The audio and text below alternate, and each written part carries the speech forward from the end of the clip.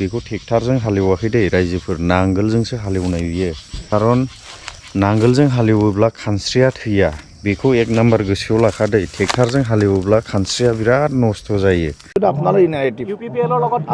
जे आङो नोंथांमोननो देखायगासिनो दङ बेखौहाय गोबाङा सोंहरदों बियो मा माइ होननानै गुड मर्निं गाइस फुङावनो भिडिअखौ बानायनाय जाबाय आङो दसे उनावहाय नोंथांमोननो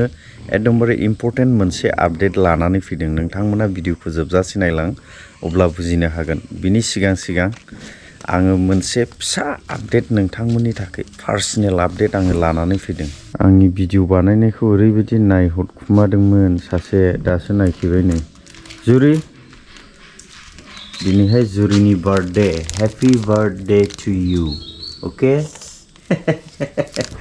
दिनै जुरिनि बार्थडे दिनै बार्थडेआथ' जों गोरिबफ्रा बिराद गिदिरबो खुंनो हाया दाउला खासि मासे बिबै बिबौनाव लायनोसै बेजोंनो जानोसै आरोखि लोगोसे मैयाहाय देरहासार लाइफस्टाइल इउटुब चेनेलावहाय नोंथांमोना नुदोंमोन नैबेखौ हाग्रा गारनाय आलु गायनो दिनैहाय हालेवखांफिनजोब्बाय नै बेखौ हालेवखांजोबनायनि उनावनो बेवहाय गायनाय जासिगोन जोंना नांगोलजोंसो हालेवोलै ट्रेक्टरजों हालेवा लोगोसे रायजोफोर मैयानिफ्राय आङो आबाद फोथाराव फैनो बिराद इन्ट्रेस्टिं मोनदों खारन आबादखौ नायनानै जेब्ला मोजां जानाय नुयो अब्ला अखा नायस्लाबलायनो हायि नायफैनो लुबैनायानो ओरैबायदि गोसोआवहाय गुद गुद मोनबाय थायो नै देखायनोसैलै आं नोंसिनो बेखौ जाया हाफैगोन ना हा सिख'नो हाद्लायनाय नंला नै ओरैबायदि खोब जाखादों नै ओरैथिंबो सेम स्टाइल जादों आरोखि मेक्सिमाम आङो बेवहाय आइडिया खालामदों रायजोफोर नोंथांमोनाबो आइडिया खालामदो दे नैबे फिथाइफोरखौ नायनानैहाय खैमन जागोन आंनि बायदिब्ला बिगायावहाय 20 मन थांनांगौ इयो एकदमबारे एक्जेक्ट 20 मना थांथारनांगौ आरोखि बेवहाय बिगायाव फिथाइफोरखौ जुदि नायोब्ला ओरैबायदि जाखादों नै ओमफ्राय मोनसे बाथ्रा दैयाथ' हाबगासिनो दङ नै बे दैयाखौ दा फोराननांसिगौ नामा एसे मोनफ्राम जाबाय नै आंबो इसिबां एक्सपिरियेन्स हल्डार नङा दै इसिबां गोरों आंबो आबादारि नङा किन्तु आङो खुब इन्ट्रेस्ट मोनो ओमफ्राय बेखौहाय माजोंहाय हालेवदों बेखौबोथ' मोनथिनांगोन ना बेखौ ट्रेक्टरजों हालेवाखै दे रायजोफोर नांगोलजोंसो हालेवनाय बियो नांगोलजों हालेवनानै गायनाय बेवहाय खारन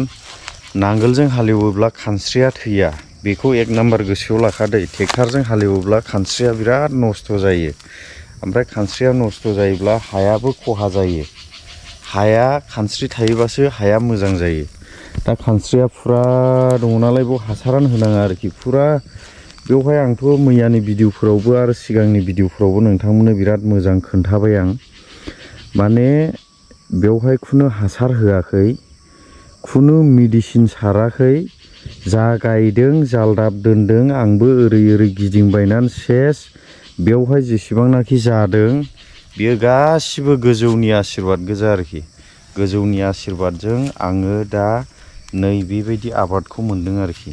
बिनिखायनो आङो मोनसेल' नोंथांमोननो फोरमायनो सानो बे हानि हासार जाहोग्रा खानस्रिखौ जिन्दागियाव बुहुलावबो दासिथार नोङो जुदि बेवहाय ट्रेक्टरजों हालेवबाय थायोब्ला खानस्रिया खमायलाङो खानस्रि खमायलाङोब्ला नोंनि हाया थैलांगोन गोरा राखाव जागोन दा जोंनि हाया नांगोलजों हालेवबाय थायोबा मा जायो हालेवबा बेर फैगोन आरो ओरैबायदि मोजां माने हाया मोनगोन आरो नोङो बिराद मोजां गायनो हागोन आरोखि आङो दा नैबे साइडजों सफैलायबाय नै आंनाथ' न'आ बैथिंजायनो बेजोंनो हाबबोदों आं ओमफ्राय ओरैजाय गिदिंनानै फैबाय आं ओमफ्राय बैथिंबो आङो माइनि फिथाइखौथ' देखायखाबाय रायजोफोर नोंथांमोननो नै बिथिंबो नायदो नै माने आं नोंथांमोनखौ अनुमान हमनोसो बुंदों देखायदों दे बेखौ माने खैमन जागोन बिगायाव मेक्सिमाम आंनि बायदि आंनि आइडियाब्ला बियो बिगायावहाय 20 मन 20 मन थांथारनांगौ आरो नों जेरैथिंबो नाय बे एखे साइजखौ नुजोबगोन आरो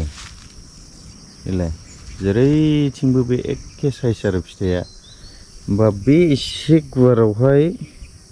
माने 20 मन खरिबा बोसोरसेनि जानाया आंना बेयावनो आग्लायलायबाय आरो ओमफ्राय रायजोफोर बे माइखौहाय सोंदों दै नैबे माइखौ जे आङो नोंथांमोननो देखायगासिनो दङ बेखौहाय गोबाङा सोंहरदों बियो मा माइ होननानै किन्तु आं बे माइखौ देग्लायसो फार्स्ट टाइम गायदों ओमफ्राय बे माइया मा नाम बेखौ आंबो मोनथिया किन्तु बिफाङानो मोदोमजोबो दै माइसा मोदोमो बिफाङा नों जुदि बेयाव हाबफैयोबा गगा मोनहां मोनलायलांगोन आरो ओरैबायदि मोदोमो बिफांफ्रानो दा बेबायदि अबस्था नै ओमफ्राय जोलैफोर नांगौबा उनावहाय लांफैनो हागोन आंनावहाय एसे जोलै बानायनानै दोनगोन आं बिराद पारफेक्ट मोनबाय आरोखि देग्लायनि बोसोरनि माइखौनो जाबायदि फिथाइ नुदों आं नै बिराद मोजां फिथाइफ्रा दा रायजोफोर जेसेबां देखायलाङा बे एखेयानोखासै नालाय दानिया फैदो मेन टपिकआवहाय গোটেই কথাবিলাক আমি চাওক আমি 5 বছৰৰ কাৰণে মিত্ৰতা কৰিছোঁ 21ৰ পৰা 25লৈকে এতিয়া 26ত মিত্ৰতাৰ কথাটো আমি আমাৰ দুয়োটা দল বা তিনিওটা দল বা চাৰিওটা দল এনডিএ হিচাপে আমি বহিম আলোচনা কৰিম গতিকে ইয়াত তেজপুৰৰ কথাও নাহে ৰহাৰ কথাও নাহে অকল বা নাই বহিম আমি নাহেতো এটা আপোনাৰ নেৰেটিভ আপুনি নেৰেটিভটো কৰিব বিচাৰিছে নাহে বুলি মিত্ৰতাত আমাৰ চলি আছে আৰু যথাসম্ভৱ আমি মিত্ৰতাৰে এনডিএ হিচাপে আমি 26ৰ নিৰ্বাচন খেলিম ইউপিপিএলৰ লগত কি হ'বগৈ কিয়নো আগতো চাই লওঁ এতিয়া গোটেই কথাবিলাক ইউপিপিএল বৰ্তমানো আমাৰ লগতে আছে এনেকুৱা নহয় ইউপিপিএল বাহিৰ হৈছে বা আমি বাহিৰ কৰিছোঁ